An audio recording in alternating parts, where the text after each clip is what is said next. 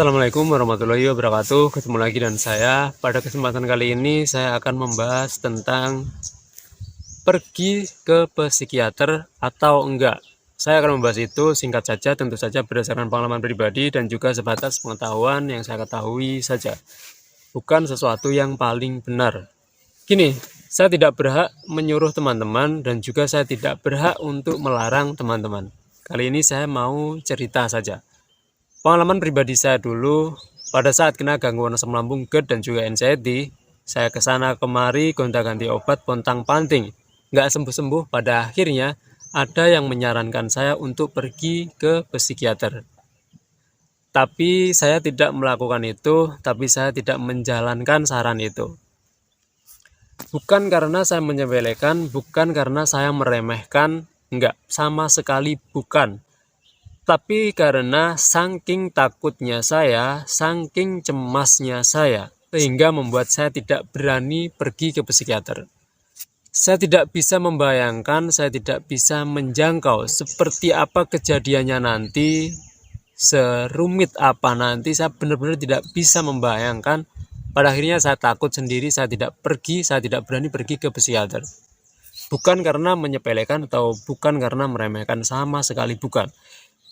Karena memang saking takutnya saya yang parah, cemasnya saya yang parah, jadi apa-apa nggak berani, termasuk pergi ke psikiater pun saya nggak berani. Tapi walaupun begitu, saya ingin tetap segera sembuh. Jadi yang saya lakukan yaitu adalah saya paksa diri saya pojokkan diri saya mentokkan, saya omel-omelin, saya marahin.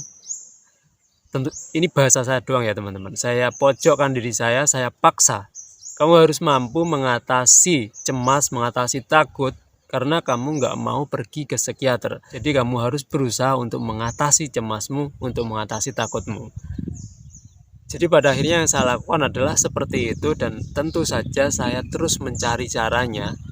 Singkat ceritanya, saya bisa berhasil sembuh, saya bisa terbebas dari yang namanya cemas, terbebas dari yang namanya takut yang berlebihan. Tapi bagi teman-teman yang mungkin sekarang ini ragu antara pergi ke psikiater atau enggak, begini, kalau teman-teman sudah kesana kemari gonta-ganti berobat kesana kemari dan mungkin sudah lama juga dan enggak sembuh-sembuh, dan dokter pun menyarankan teman-teman untuk pergi ke psikiater, ya barangkali itu adalah salah satu jalan teman-teman untuk sembuh. Apalagi teman-teman sudah merasa kewalahan, apalagi teman-teman sudah merasa nggak mampu, sudah kerepotan banget mengatasi cemas, mengatasi takut, ya, barangkali pergi ke psikiater itu adalah salah satu jalan kesembuhan teman-teman. Tapi kalau dokter nggak nyaranin, belum nyaranin, dan juga teman-teman masih mempunyai keyakinan, teman-teman masih menyisakan keyakinan bahwa teman-teman mampu mengatasinya, mampu mengatasi cemas, mampu mengatasi takut, ya barangkali teman-teman nggak pergi ke psikiater, nggak masalah. Ya karena teman-teman, ya karena juga dokter nggak nyaranin juga, dan juga teman-teman mempunyai keyakinan bahwa mampu mengatasinya. Dan bagi teman-teman yang pergi ke psikiater, tentunya akan mendapat resep obat, dan tentunya teman-teman memakan obat itu sesuai aturan, tapi jangan hanya mengandalkan obat itu saja.